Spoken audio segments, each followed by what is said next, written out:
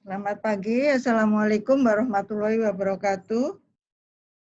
Pada pagi ini saya akan memberikan pengantar mengenai infeksi endokarditis, ya. Definisi dari infeksi Suara saya gimana? Sudah terdengar jelas? Jelas. Jelas, Dok. Ya. Definisi daripada infeksi endokarditis itu merupakan suatu penyakit yang disebabkan karena mikroorganisme, ya, yang menginfeksi pada daerah permukaan endokardial. Nah, ini dan biasanya mengenai katup jantung, paling sering yang mengenai katup jantung, ya. Dan tanda karakteristik daripada infeksi endokarditis itu merupakan suatu adanya gambaran vegetasi. Nah, di sini ditunjukkan bahwa gambaran ini yang ada di panah ini merupakan suatu vegetasi pada katup mitral, ya, pada katup mitral, yaitu vegetasi yang dikarenakan bakteri Streptococcus viridans. Adapun definisi daripada infeksi endokarditis itu klasifikasinya ada bermacam-macam, ya. Kalau berdasarkan posisi, maka IE ya, infeksi endokarditis dibagi menjadi left side native valve IE, kemudian left side prosthetic valve jadi natif sama prosthetic. Itu kalau prosthetic valve endokarditis itu kalau early itu kurang dari 1 tahun sebelum katup dilakukan tindakan operasi bergantian katup. Tapi kalau disebut late IE itu kalau kejadiannya lebih dari 1 tahun setelah operasi katup. Di samping sebelah kiri dari natif dan prospektif IE itu juga bisa karena right side IE atau device relatif IE juga bisa digolongkan sebagai device relatif IE. Itu bisa misalnya pada pasien-pasien yang sudah terpasang pacemaker permanen ataupun ICD, ya, cardioverter defibrillator. Di samping pembagian lokasi juga pembagian dari kondisi jantungnya sendiri. Misalnya healthcare associated IE bisa karena nosokomial, non nosokomial, ya. Kemudian community yang didapat di dalam rumah sakit. Kalau yang di nosokomial itu biasanya pasien lebih dari 48 jam sebelum onset munculnya IE tersebut. Kalau non-nosokomial itu biasanya tanda dan gejala dimulai pada IE yang dimulai kurang dari 40 jam setelah admission, setelah masuk rumah sakit. Kalau IE karena komunitas, ya, tanda dimulai IE-nya itu 48 jam setelah admission. Jadi begitu masuk kurang dari 40 jam dia mengalami infeksi, maka disebut community acute IE. Di samping healthcare associated IE, maka bisa juga IE itu berhubungan dengan intravena, drug intravena, ya, bisa menyebabkan IE juga. Kemudian pembagian lain aktif IE itu dengan diketahui bahwa IE itu adanya disertai panas yang persisten dan positif kultur, adanya kultur darah yang positif, atau juga ada morfologi inflamasi yang aktif yang ditemukan pada surgery, pada operasi, atau pasien-pasien yang masih mendapatkan terapi antibiotik atau ada bukti histopatologisnya untuk aktif IE. Kalau IE yang recurrent itu bisa disebut relapse apabila IE-nya dengan mikroorganisme yang sama pencetusnya, tetapi waktunya kurang dari 6 bulan setelah episode yang pertama. Tetapi kalau yang kita sebut reinfeksi itu yaitu infeksi yang dengan mikroorganisme yang berbeda. Jadi berbeda dengan yang relapse. Kalau relapse itu sama mikroorganismenya, tetapi kalau reinfeksi itu mikroorganismenya berbeda dan penyebabnya biasanya lebih dari 6 bulan. Berdasarkan ESC 2015, pembagian untuk diagnosa IE itu ada kriteria modifikasi. Ada kriteria mayor, kriteria minor.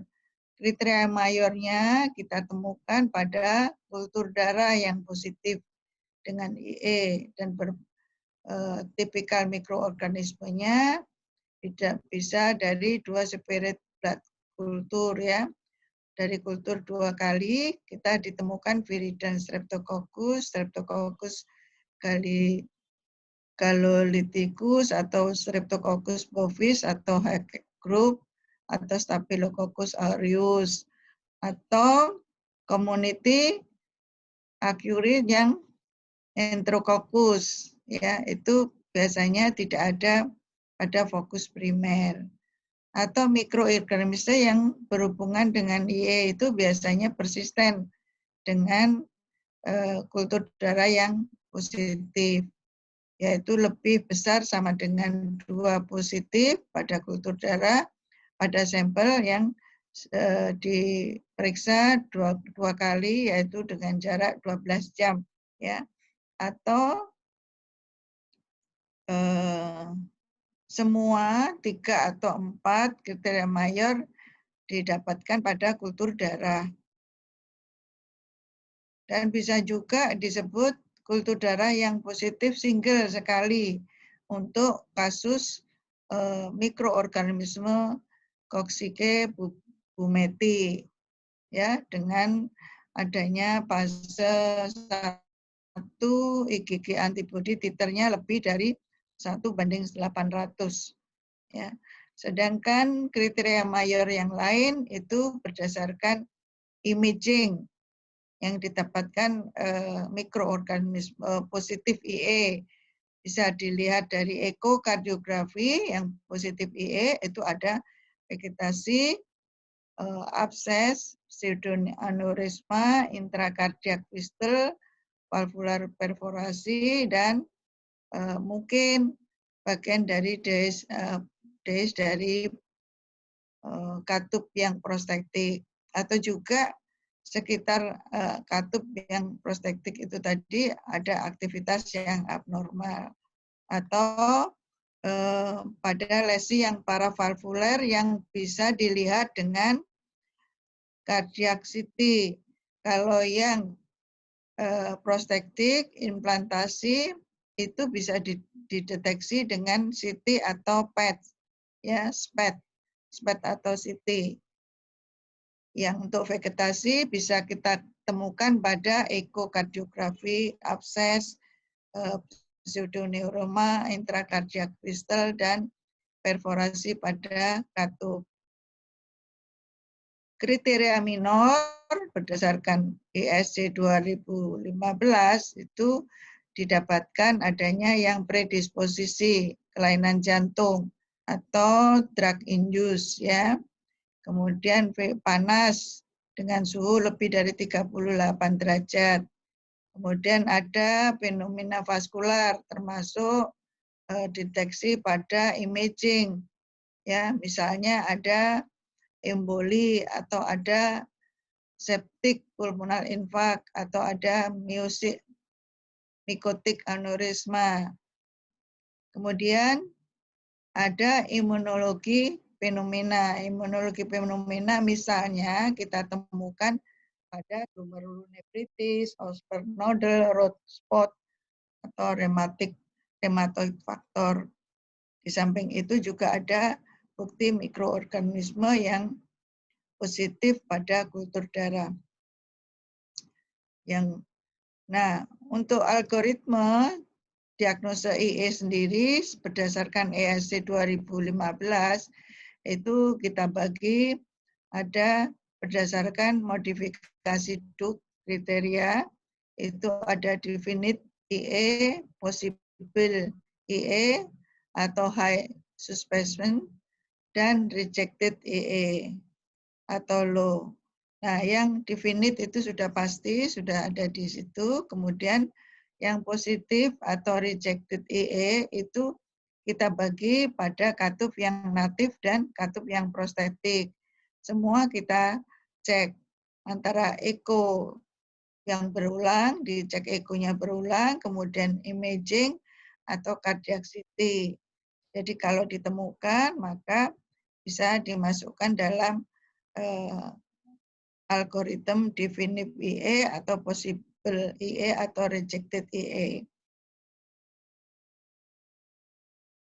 Untuk definite IE itu kriteria patologisnya kita temukan mikroorganisme berdasarkan kultur atau histologi, yaitu adanya vegetasi atau yang mempunyai vegetasi yang terjadi emboli atau abses pada intrakardiak. Kemudian patologi lesionnya biasanya itu adanya vegetasi intrakardial abses, ya, bisa ditunjukkan secara histobiologinya. Kriteria klinis ditemukan dengan spesifik definitif dari di bawah ini, ya. Jadi kriteria definitif IE itu ada disebut ada 2 mayor kriteria atau 1 mayor dan 3 minor atau 5 minor saja. Jadi ini untuk mendiagnosa definitif IE. Kemudian kalau yang possible IE itu 1 kriteria mayor dan 1 kriteria minor atau 3 kriteria minor. Kemudian yang rejected itu yang kita tidak sebut karena IE, biasanya manifestasinya di luar daripada definitif tadi dan possible. Atau manifestasi endokarditisnya dengan pemberian antibiotik sudah 4 hari atau kurangnya 4 hari. Secara epidemiologi IE itu kita temukan 1,6 sampai 6 kasus per 100.000 orang dari per tahun, ya. Rata-rata usianya sekitar umur 50 tahun. Nah, dan biasanya pada pasien-pasien yang mengalami pasien penyakit katup atau pasien yang sudah terpasang prostetik katup, jadi katupnya sudah diganti katup buatan, atau di samping katup atau pasien-pasien yang penyakit jantung kongenital atau intravenous drug, penggunaan intravenous. Prognose daripada IE ini life-threatening disease, dia antibiotik diberikan 4 sampai 6 minggu, maka angka mortalitas berkurang 20 sampai 50%. Itu kalau diberikan antibiotik sampai 6 minggu. Tetapi kalau kurang dari 4 sampai 6 minggu ya mungkin angka mortalitasnya akan lebih tinggi. Atau juga pasien prognosenya kalau pasien di surgery, operasi, ya, dioperasi bisa turun 20 sampai 50%.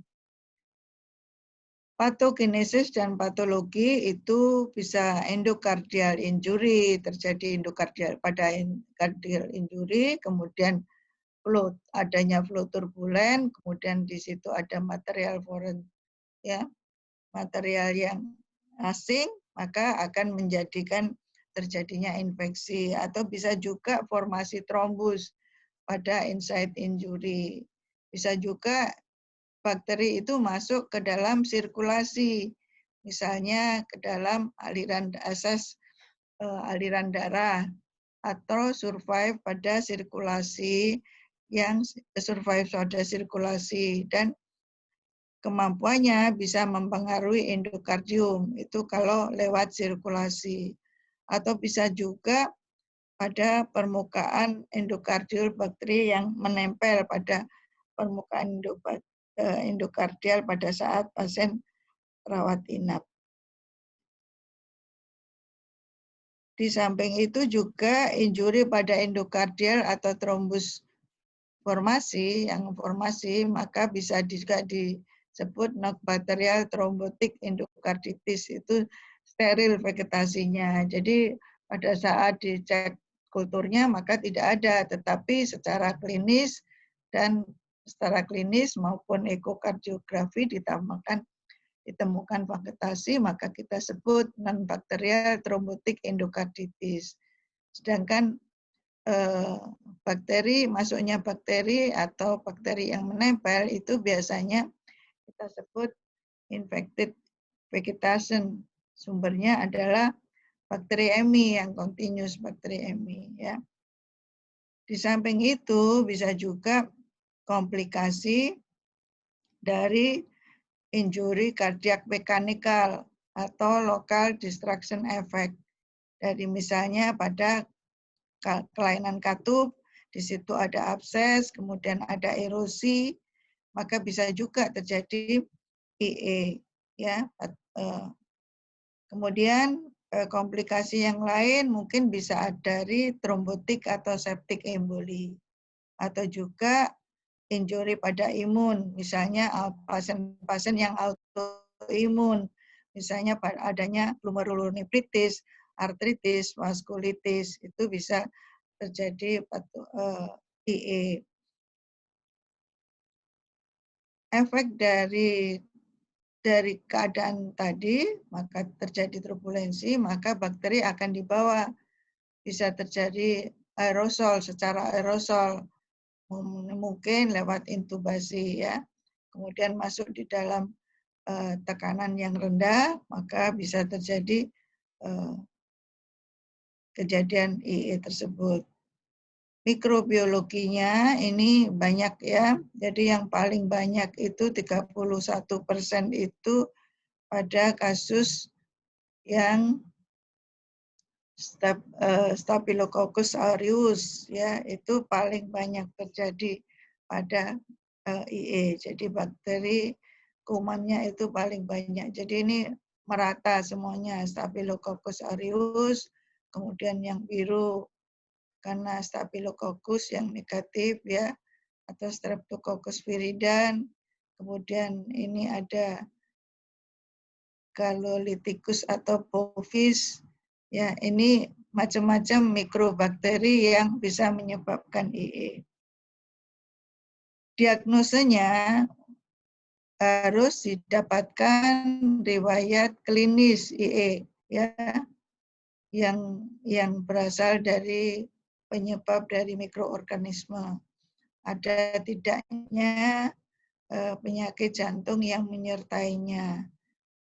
Kalau adanya atipikal presentasi biasanya pada usia lanjut. Jadi usia lanjut itu biasanya diserang IE itu malah atipikal, jadi tidak khas tanda-tanda klinis tadi.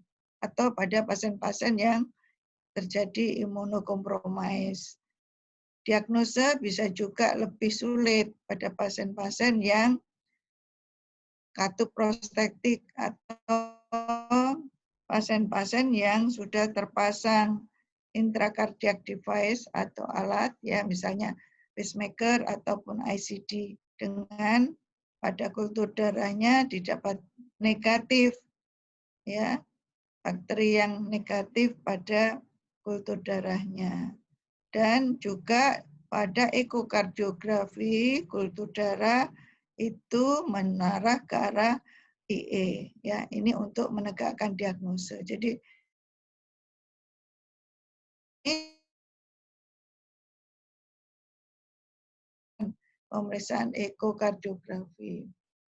Berdasarkan klinis, maka ada systemic infeksi, intravascular lesion, kemudian imunologi reaction. Sistemik ini riwayatnya ada hipertensi, ada panas, kemudian ya tanda-tanda inflamasi ya, ada tanda-tanda inflamasi. Kemudian kalau intravascular lesion biasanya didapatkan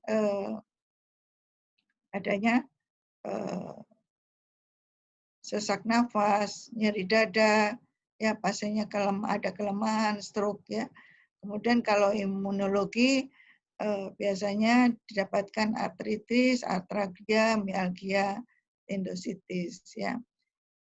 Nah, secara klinis ini ada paling tinggi prosentase pasien IE itu biasanya panas 80 sampai 85% ya. Kemudian kalau bising itu berhubungan dengan kelainan katupnya tersebut. Panas, ndrodok, kemudian keringat, ya banyak, keringat banyak, kemudian ada anoreksia, Malaysia, dyspnea, batuk, stroke, kemudian headache, nausea vomitus, atau mialgia, chest pain, abdominal pain, back pain, confusion. Ini sedikit, yang paling tinggi adalah fever. Kemudian tanda-tanda perifer, manifestasinya bisa ketemu Osler syndrome, Osler nodul, kemudian hemorrhage ya, petechiae, gene wave ya. Ini tanda lagi klinis dan laboratoris itu hampir sama ya dengan yang tadi. Kemudian ini tanda vascular fenomen, perifer stigmata pada endokarditis. Ini tanda khas ya, adanya petechia pada kulit luar, pada vaskular luar, pada kulit yang nampak pada kulit ya. Ini ada purpura, yang bawah ini ada purpura, yang atas ini petechiae, bintik-bintik merah ya. Ada sehingga menunjukkan mikroemboli pada small pembuluh darah yang kecil pada kulit atau membran mukosa. Di samping itu, tanda yang lain vaskuler ada sphincter hemorrhage ya. Vascular fenomen ini ada sphincter hemorrhage gitu pada subungual kapiler ya. Ada 20%, jadi lumayan ini tanda yang khas pada pasien IE. Bisa juga ada Osler nodul. Pada subakut bakterial IE-nya, Osler nodul itu sekitar 10-20%. Sedangkan akut bakterial endokarditis itu kurang dari 10%. Osler nodul. Ini nodul-nodul pada daerah adanya inflamasi. Pada daerah arteriol yang ditandai yang nyeri, ya, eritem nodul pada kulit, pada ekstremitas. Pada ekstremitas ini merah-merah ini ya.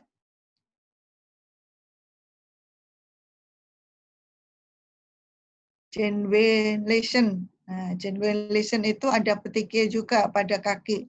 Pada kaki itu kita temukan adanya tidak seperti petechiae tadi, tapi hitam-hitam gitu ya. Hitam-hitam, kemudian kecil, irregular bentuknya. Jadi berbeda dengan petechiae tadi, gene wave itu. Root spot, ini dilihat dari mata. Ada mikroinfark dengan dot yang putih sekitar daerah yang hemorrhage. Ini sekitarnya hemorrhage, kemudian ada putih, bercak-bercak putih ya, yang kita sebut root spot.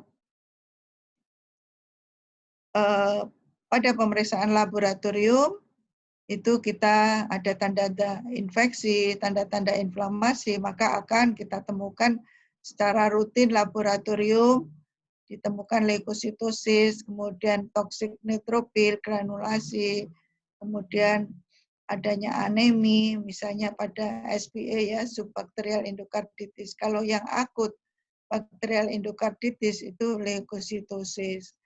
Terus eritrosit sedimen relatif meningkat ya, sekitar 90%. Nah, C-reaktif positif juga meningkat pada 96%. Jadi ini tanda ini juga bisa kasus-kasus sekarang ya, COVID-19 itu juga ada leukositosis, ada anemia, ada C-reaktif protein yang tinggi, malah ada tropi, kemudian D-dimer ya untuk kasus-kasus COVID-19 dan disertai pasti ada swab kulturnya.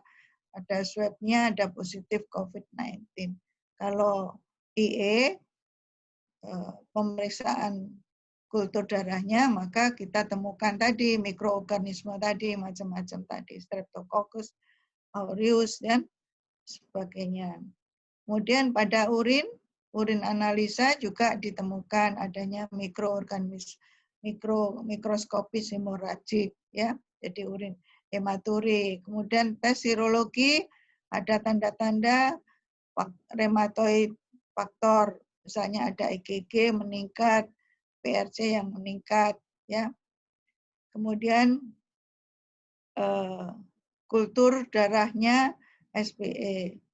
Itu pada SPE positif 90% itu ditemukan adanya setiap pasien yang rawat inap. Kalau ABE, akut bakterial endokarditis positif 90% adalah Staphylococcus aureus ya. Kalau H group juga ditemukan Streptococcus viridans.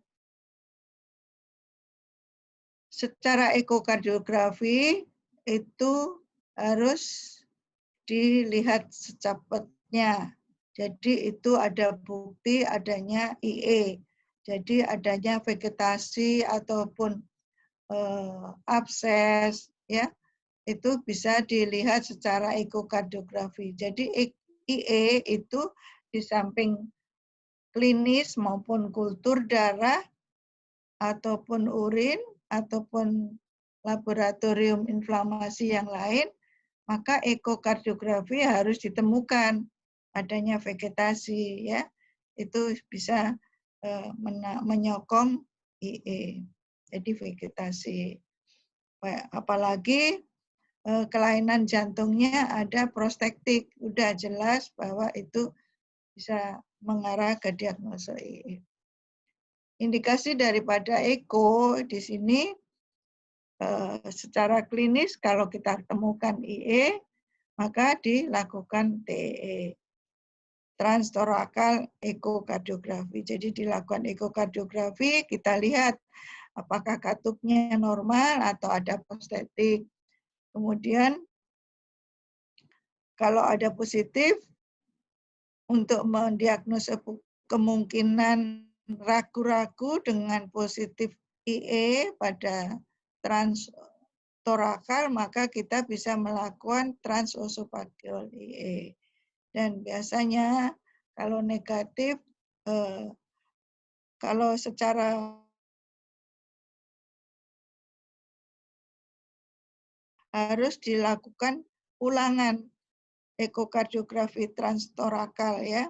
Biasanya sekitar 5-7 hari karena sudah ada tanda-tanda klinis maupun laboratoris yang menyokong ke arah IE, sehingga kalau TEE-nya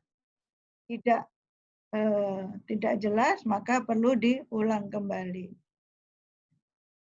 Ekokardiografi ini ya, makanya ini merupakan klasifikasi kelasnya, dibagi kelasnya kelas 1 semuanya ya dalam 5-7 hari ya. Kemudian kalau follow up ya, kalau diulang di follow up, kalau pasien-pasien yang di bawah pengobatan maka perlu follow up. Itu juga harus dilakukan ekokardiografi untuk menentukan apakah ada bising yang baru atau abses tambahan atau mengecil, vegetasinya mengecil atau enggak, itu merupakan kelas 1. Jadi tetap ekokardiografi transorakal itu harus diulang ya. Juga bisa pasien yang dilakukan intraoperatif ekokardiografi harus dikerjakan. Itu merupakan klasifikasi kelas 1 ya. Nah, ini salah satu contoh, mungkin nggak jelas ya, ini ada putih-putih, ini di mana densitas daripada perifer itu berbeda, maka ini merupakan suatu tanda adanya vegetasi ya, ada vegetasi. Kemudian yang ini bulat di bawah tengahnya ini terang, kehitaman, jadi ada kebulatan ini suatu tanda adanya abses pada katup jantung tersebut, pada katup aorta ya, ini katup aorta.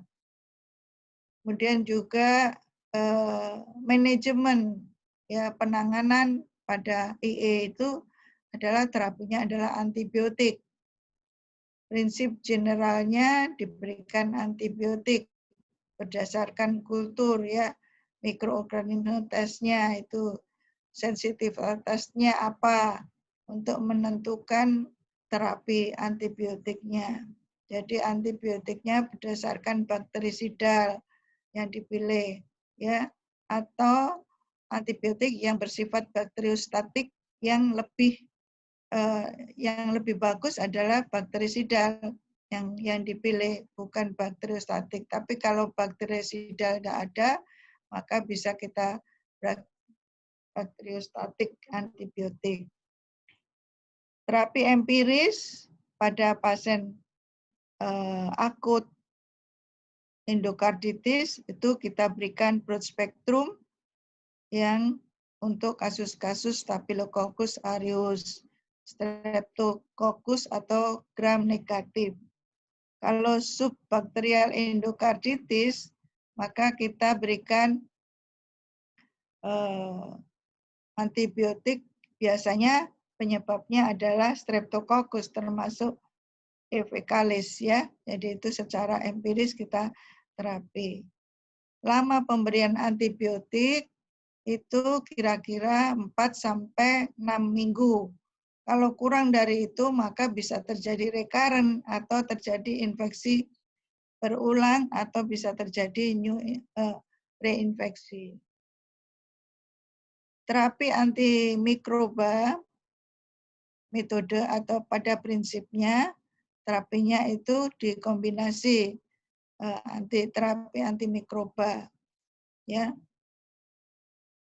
Kalau misalnya dengan pemberian antibiotik itu separuhnya tidak berhasil, bisa juga dilakukan surgical eradikasi surgical. Jadi dilakukan operasi pada jaringan yang terjadi infeksi tadi.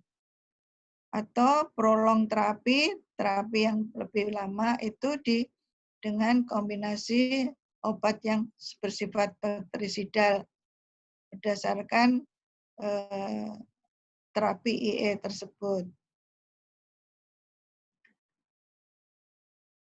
Untuk pasien-pasien yang natif valve endokarditis atau prospektif valve endokarditis, lamanya itu berdasarkan empiris ya, berdasarkan pemberian antibiotik. Antibiotik pertama, terapi antibiotik yang efektif ya. Kalau setelah operasi maka kita berikan antibiotik full. Jadi berdasarkan kultur katup tersebut yang positif apa, maka kita berikan antibiotik yang sesuai kultur tersebut.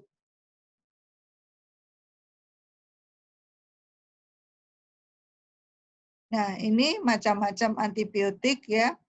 Antibiotik untuk oral Streptococcus atau Streptococcus bovis ya.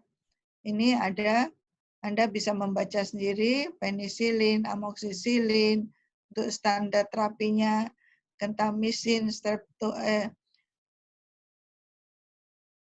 penisilin, amoxicillin, ceftriaxone, gentamisin. Tetapi kalau ada yang pasien alergi terhadap pengobatan itu, antibiotik itu, maka bisa diganti vancomycin atau gentamisin dengan dosis kita berikan 30 mg vancomycin per kilogram berat badan per hari. Ini kelasnya kelas pertama ya, jadi harus kita berikan pada pasien-pasien yang IE berdasarkan hasil kultur tersebut, kultur darahnya. dan kita berikan selama 4 minggu, 2 sampai 4 minggu. Kemudian untuk kasus yang natif dengan golongan Staphylococcus, maka pada pasien natif kita kasih metisilin, ya, kita kasih metisilin, misalnya golongan glukosasilin atau oksasilin. Atau terapi alternatif yang lain, mungkin kita bisa memberikan cotrimoxazole atau clindamycin, ya. Bisa juga kalau pasien tersebut alergi terhadap penisilin atau resisten terhadap metisilin, maka kita bisa memberikan vancomycin 30 sampai 60 mg per kilogram berat badan dibagi dalam 2-3 dosis. Atau terapi yang lain, antibiotik yang lain, daptomycin ini kita nggak bisa pakai, nggak ada ya. Mungkin cotrimoxazole atau dengan clindamycin kita kombinasi ya. Kita berikan selama ini kalau sebagai alergi pada katup alergi pada penisilin ya. Ini pada kasus yang natif. Jadi katup valvular, kelainan valvular tetapi yang natif. Jadi bukan prostetik. Tetapi kalau prostetik beda lagi obatnya. Hampir sama sih, tapi dosisnya juga hampir sama. Tetapi untuk prostetik lamanya ini diberikan lebih lama daripada natif tadi. Kalau natif tadi sekitar 4-6 jam, 4-6 minggu, ya obatnya ada oksasilin, glukosasilin. Tetapi kalau untuk pasien yang prostetik ini sama, tetapi waktunya kita berikan lebih dari 4 minggu, jadi 6 minggu. Bisa juga yang alergi terhadap penisilin maka bisa dikasih vancomycin dan atau rifampicin dan gentamicin. Untuk kasus yang kultur darahnya enterococcus, maka kita bisa memberikan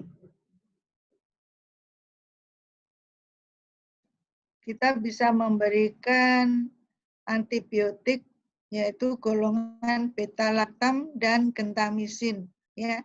Kita bisa memberikan amoxicillin dengan gentamicin. Jadi dikombinasi ya untuk kasus yang IE akibat dengan mikroorganismenya didapatkan enterococcus. Itu waktunya juga sama 4-6 minggu. Sedangkan kalau amoxicillin dan gentamicin tidak ada, maka bisa kita kombinasi ampicillin dan ceftriaxone. Itu kita berikan selama 6 minggu. Ya. Atau juga bisa kita berikan vancomycin dengan gentamicin. Jadi kalau kasus-kasus enterococcus itu malah terapinya kombinasi ya, antibiotiknya, bukan single.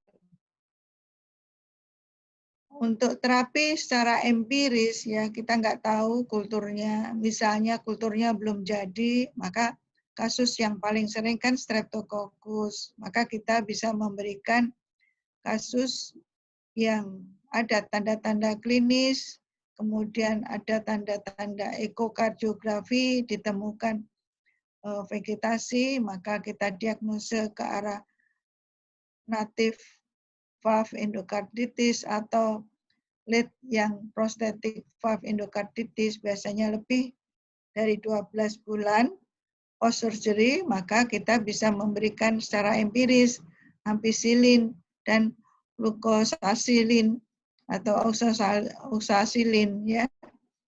Atau dengan dan gentamisin. Jadi ini with semua. Jadi 3 obat kita berikan, kita bom ke pasien tersebut ya.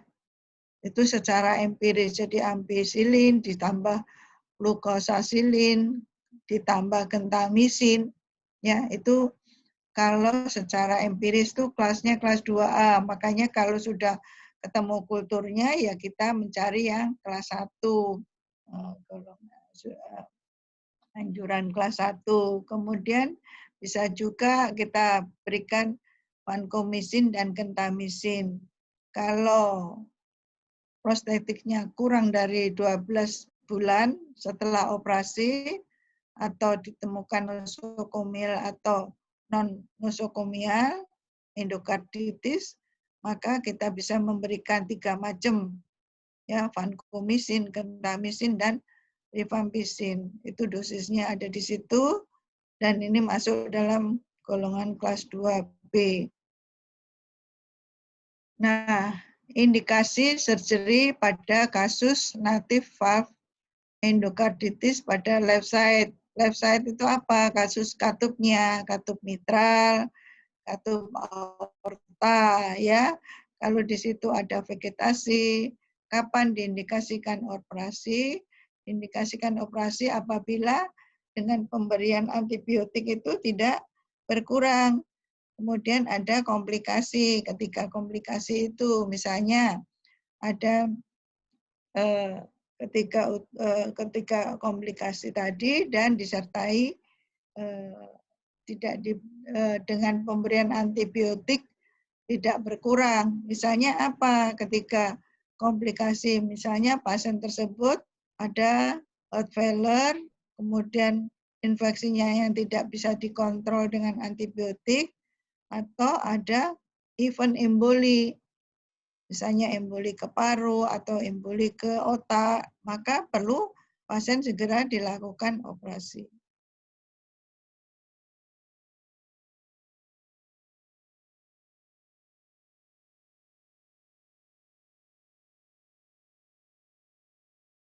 Ya, nah ini tadi ya.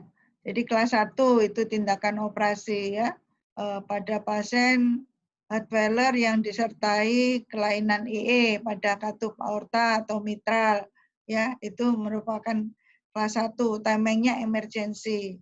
Kalau yang elektif itu pada kasus yang tidak ada heart failure, itu elektif kelas 2A. Kemudian yang infeksi yang tidak terkontrol dengan antibiotik, misalnya pada kasus-kasus adanya abses, kemudian adanya aneurisma, ada fistula, ada vegetasi yang besar yang tidak bisa diberikan antibiotik, tidak berkurang, maka operasinya urgent. Itu merupakan kelas 1. Juga kulturnya masih positif dan masih persisten panasnya sampai 7-10 hari, maka harus dilakukan operasi bersifat urgent ya, bukan emergensi. Untuk emboli, untuk mencegah emboli juga urgent harus dilakukan operasi. Baik itu pada katup yang sebelah kiri, yaitu katup aorta dan katup mitral. Dengan misalnya ditemukan vegetasinya ukurannya lebih dari 10 mm. Itu urgent ya, harus dilakukan operasi. Operasinya bersifat urgent. Untuk kasus prostatic valve infeksi endokarditis yang prostatik ya, katupnya yang prostatik, biasanya sekitar 20% ya meningkat insidennya. Dan lebih sulit untuk mendiagnosa pada pasien prostatik ini dibanding natif. Komplikasi prostatik ini biasanya Staphylococcus atau ERLE, itu biasanya prognosenya lebih jelek dibanding pasien-pasien yang natif, apalagi pasien-pasien yang tidak dilakukan tindakan operasi dan penanganan yang agresif. Itu prognosenya akan jelek. Ini tadi sudah intervensi surgical kapan? Nah, itu biasanya pada surgical di sini adalah kombinasi dengan medikal, ya. Jadi obat-obatan tetap diberikan dan disertai operasi. Indikasi mayor itu pada kasus-kasus yang disertai heart failure yang moderate dan severe, yang tidak respon terhadap terapi medikamentosa, atau katupnya terjadi obstruktif, adanya abses miokardial yang bisa akan menyebabkan kematian, angka kematian yang meningkat, maka itu indikasi operasi. Di samping itu juga infeksi yang jamur. Ya, kalau jamur itu susah, dikasih antibiotik pun tidak hilang, tidak berkurang, maka harus ada indikasi. Kemudian relatif indikasi, yaitu misalnya terjadi emboli yang recurrent, kemudian persistent fever, ya, kemudian selama ada vegetasi yang mobile, ukurannya lebih dari 15 mm, itu indikasi relatif. Ya, jadi bisa dilakukan operasi, bisa tidak, tergantung kondisi pasien.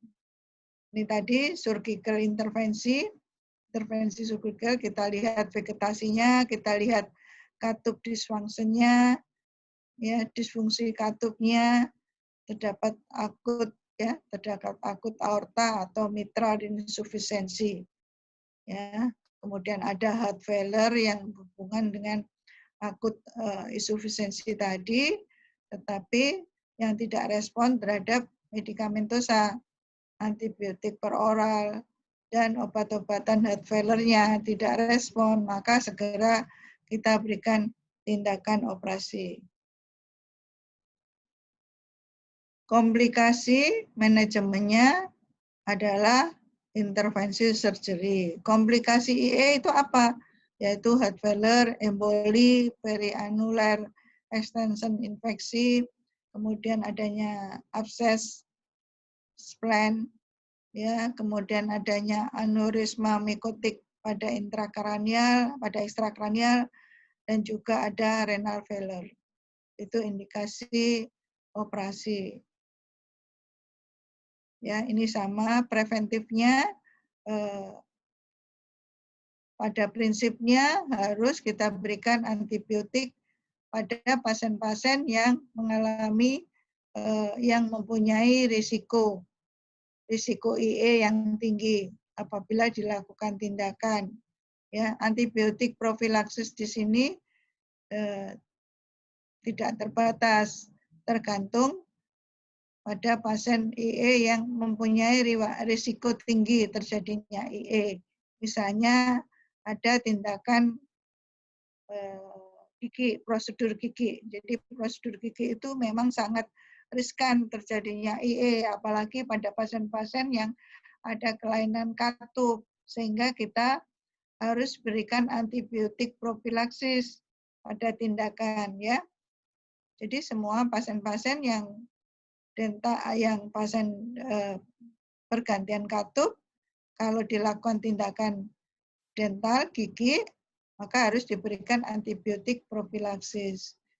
Kemudian ada oral hygiene, ya, kemudian ada antiseptik. Jadi ini semua mencegah terjadinya IE pada prinsipnya itu. Jadi perlu antibiotik profilaksis, ya, perlu hygiene, oral hygiene, kemudian aseptik selama tindakan tindakan intravena atau injeksi, manipulasi vena, ya, atau bisa juga pada keadaan yang invasi prosedur, selama invasi prosedur, misalnya yang berhubungan dengan tindakan. Nah, cardiac condition, ya, kondisi jantung yang apa yang risiko tinggi terjadinya IE, ya, itu biasanya pasien-pasien yang yang mempunyai prospektif. Ya, pasien-pasien dengan prospektif, maka termasuk katup yang transkateter atau yang digunakan perbaikan pada jantung repair ya, itu kita berikan antibiotik profilaksis. Jadi pada pasien-pasien ini saja yang prospektif, kemudian sebelumnya sudah pernah terjadi IE, ada pasien yang congenital heart disease, ya itu semua harus kita berikan antibiotik profilaksis kalau ada tindakan-tindakan tindakan operatif, ya, yang non kardiak. Prosedur pada high risk IE. Nah, prosedurnya apa saja yang diberikan antibiotik profilaksis tersebut? Yaitu misalnya prosedur dental, kemudian prosedur respirasi, misalnya kita ada tindakan bronkoskopi, laringoskopi, endotrakeal intubasi, maka itu harus segera kita berikan antibiotik dulu sebelum kita ada tindakan, atau prosedur urogenital gastrointestinal atau TE ya, itu harus diberikan antibiotik. Nah, prosedur dental pada risiko tersebut antibiotik profilaksisnya kalau pasien yang tidak alergi kita bisa memberikan amoksisilin atau ampicillin. Tapi kalau pasien alergi maka kita bisa memberikan clindamycin yang dengan pemberian single dose ya 30 sampai 60 menit sebelum prosedur. Jadi sebelum prosedur dental itu 30 sampai 60 menit kita berikan antibiotik 2 gram secara oral ya, atau kalau untuk anak-anak secara oral 50 mg per kilogram berat badan atau intravena ya. Kalau 2 gram oral mungkin perutnya nggak nyaman ya bisa diganti intravena. Bisa begitu juga clindamycin. Yang untuk non preventif non spesifik maka kita ada beberapa ya. Jadi ini misalnya desinfektan pada daerah luka, kemudian eradikasi pada daerah kulit ya. Itu semua perlu dilakukan prevensi kalau pada pasien-pasien yang high risk IE. Tapi kalau pasien yang tidak high risk, ya pasien kelainan jantung biasa, tidak ada tanda-tanda IE, ya kita nggak perlu tindakan profilaksis antibiotik.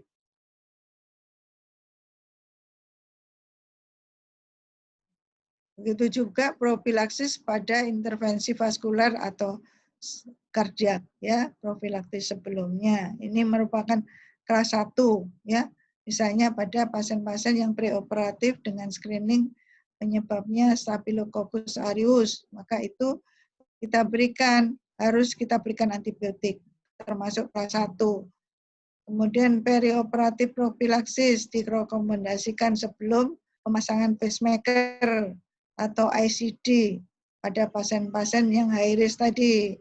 Ya, itu merupakan kelas 1. Jadi yang kelas 1 ini harus perlu di pemberian antibiotik profilaksis. Terima kasih.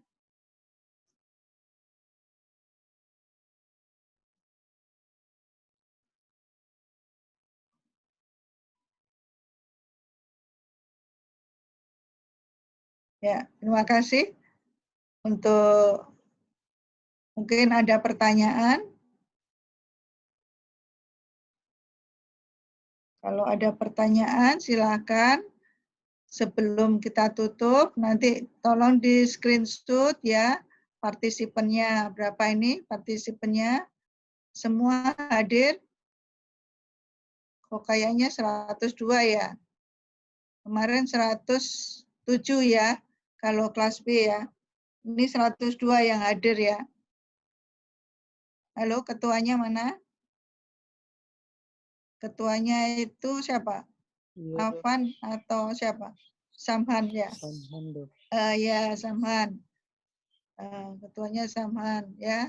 Tolong difoto loh, ini malah 102 ya. Jadi yang hadir 102, yang tidak hadir berarti 5 ya. Jumlahnya kemarin berapa? 107 toh, kelas 2. Kelas B 108. Berarti yang nggak hadir 6 ya. 6. Tolong